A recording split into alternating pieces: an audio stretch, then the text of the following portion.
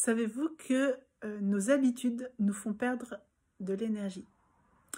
Depuis longtemps, nous avons des réflexes induits par l'éducation, induits par notre système de pensée, qui fait qu'on dépense beaucoup d'énergie à se protéger, à survivre, à être performante, à être dans des bonnes relations. Parce qu'on nous a appris qu'il fallait. Il faut être comme ci, il faut être comme ça, il faut faire ça, il faut se sociabiliser, il faut avoir des formations, il faut avoir de l'expérience, il faut. Et ce il faut, en fait, je pense qu'un moment de notre évolution a été essentiel, hein, il a fallu évoluer.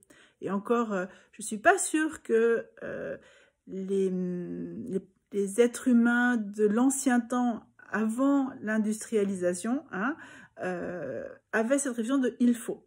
C'était plutôt quelque chose de créatif où leur énergie, pour être en meilleure sécurité, leur envoyait des infos, leur cerveau cherchait des solutions, testait, et c'était plutôt un élan de vie. Voilà. Je pense que dans notre évolution, c'est ma vision, bien sûr, et mon analyse de ce que je connais de notre société, de notre système d'être humain, hein, on est tombé dans « il faut ». Parce que c'est le mental, c'est la performance, la notion de survie, mais très archaïque, du coup, hein, sans conscience, qui a pris le dessus. On peut l'associer à l'ère de l'industrialisation. Donc, bien sûr, l'industrialisation a ses avantages, mais elle a aussi ses inconvénients, puisqu'elle tombe dans un extrême de performance. Tout ça pour dire que on a perdu l'élan naturel de créativité, d'action, et on perd aujourd'hui beaucoup d'énergie à faire. Alors on va induire ça, dire oui, je perds de l'énergie sur les réseaux, je perds de l'énergie à procrastiner. On va beaucoup juger ça, mais on ne va pas observer le fait qu'on peut perdre de l'énergie juste parce qu'on se dit qu'il faut. Pour obtenir quelque chose, je dois faire ça.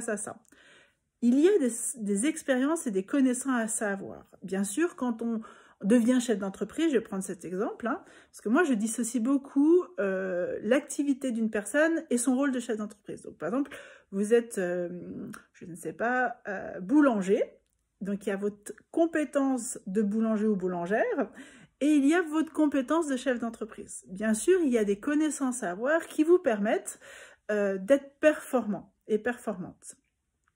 Donc bien sûr, il y a de l'apprentissage, mais c'est plutôt quelque chose qui vient dans « j'ai envie de grandir mon expertise », ma compétence de chef d'entreprise, par exemple. Quelqu'un qui était au fourneau, hein, un boulanger, une boulangère qui était au fourneau, le jour où son entreprise grandit, il va avoir à développer ses compétences de chef d'entreprise.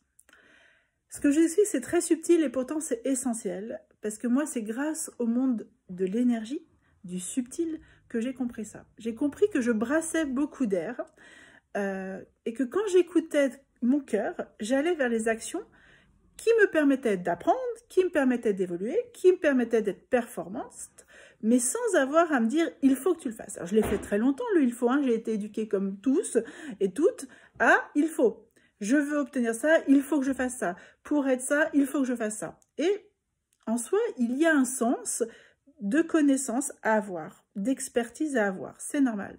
Mais est-ce qu'il le faut? Parce que quand vous écoutez votre corps, quand vous écoutez vos désirs profonds, que vous évoluez naturellement dans vos projets personnels, professionnels, vous allez voir, vous allez être attiré, hein, si vous êtes assez curieux et curieuse, attiré par savoir mieux faire. C'est la nature humaine de vouloir toujours évoluer. Mais on l'a tellement conditionné à mettre dans des cases. Pour être un bon entrepreneur, il faut être ça. Et je peux vous dire, vous regardez les entrepreneurs qui ont réussi, entrepreneuses qui ont réussi, c'est pas toujours des gens qui ont des diplômes. C'est parfois, et même très souvent, des autodidactes. Voilà. Qui ont découvert quelque chose et qui font une révolution. Par contre, des fois, ces personnes se fatiguent parce qu'elles restent dans la performance. Et moi, je vois beaucoup de gens, que ce soit dans le monde de l'entrepreneuriat, du salariat ou même personnel, il faut être un beau parent, il faut être un bon compagnon, et tout ça nous amène à la performance et pas juste à la notion d'apprentissage. Être parent, ça s'apprend. Être en couple, surtout à notre époque, puisqu'il n'y a plus les règles de la religion du mariage à tout prix, hein, qui fait que qu'est-ce que c'est d'être vraiment en couple? Et là, c'est très intéressant. Mais je revois encore des choses maintenant où on nous apprend dans le développement personnel, le coaching, il faut faire ça, il faut faire ci. Alors que si on fait confiance à la vie, on va pouvoir avoir des expériences qui vont nous dire « Ah bah là, je suis pas très claire, tiens, c'est pas génial ce que je vis. Et si j'allais apprendre ?» Et là, c'est l'élan de vie qui le demande. Et je peux vous dire, c'est moins fatigant. Ça demande des efforts, hein. Bien sûr, tout apprentissage demande un effort puisqu'il demande de la répétition, de l'expérience. Hein. On fait de l'expérience dans ce qu'on découvre. Et donc, il y a un moment, il y a motivation. Mais ce n'est pas une motivation ici, c'est une motivation du cœur. Et moi, maintenant, depuis plusieurs années, c'est encore en évolution, bien sûr, parce que je dois me défaire d'habitude, je dois apprendre des nouvelles choses. J'écoute mon énergie de cœur. J'écoute ce qui se passe en moi pour ma vie personnelle, ma vie professionnelle. Je fais confiance à la vie et j'essaye aussi d'éviter, non, j'essaye pas d'éviter, je ne veux pas éviter les choses moins agréables. Parce que dans le il y a beaucoup de contrôle, il y a beaucoup d'évitement. Et finalement, on recherche une vie trop parfaite, trop lisse. Alors que la vie, elle est mouvement, l'expérience est mouvement et l'évolution est un mouvement. Bien sûr, la conscience, la connaissance permet d'éviter. Aujourd'hui, on a des connaissances qui permettent d'éviter les souffrances que d'autres personnes ont vécues avant.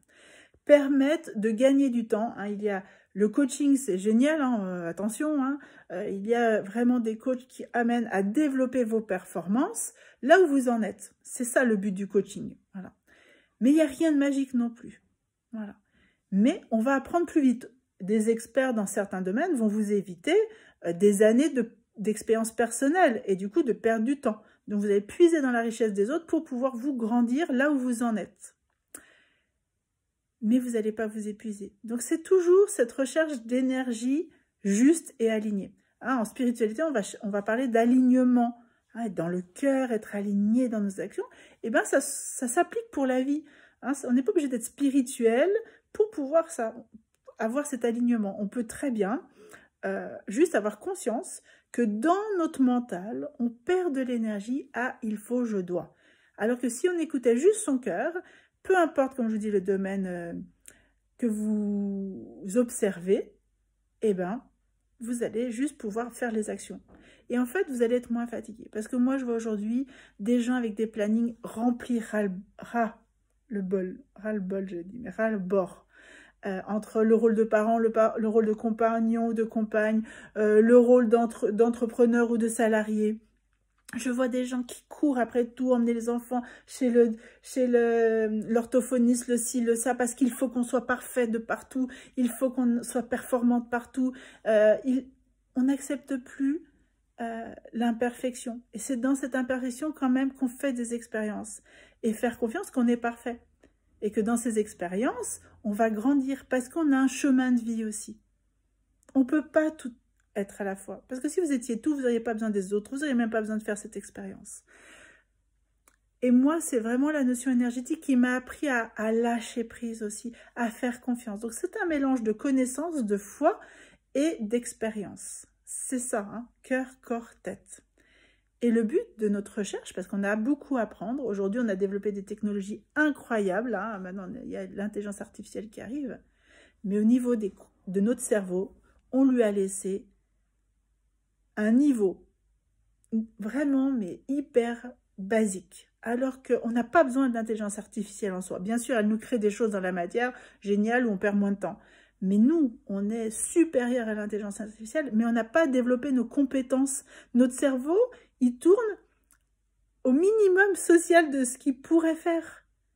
Et pour le développer, pour développer cette super intelligence, hein, cette super compétence de notre corps, de notre cerveau, de l'être qu'on est, il faut se donner du temps. Il faut vivre la vie aussi. Par contre, il faut voguer avec et avoir les outils. Voilà. Et en faisant ça, on perd moins d'énergie. On remplit moins ces plannings de choses parce qu'il faut, parce qu'on doit, parce que j'ai peur de ne pas avoir des amis, parce que j'ai peur de ne pas être aimé, parce que j'ai peur de ne pas être assez parfaite. Hein. On revient à la peur. Donc tout ça se relie. Et moi, j'avais vraiment envie de vous partager ça parce que je vois en ce moment, hein, je parlais dans d'autres vidéos sur l'observation aussi, j'ai fait des choses, je vois vraiment, vraiment de la pression.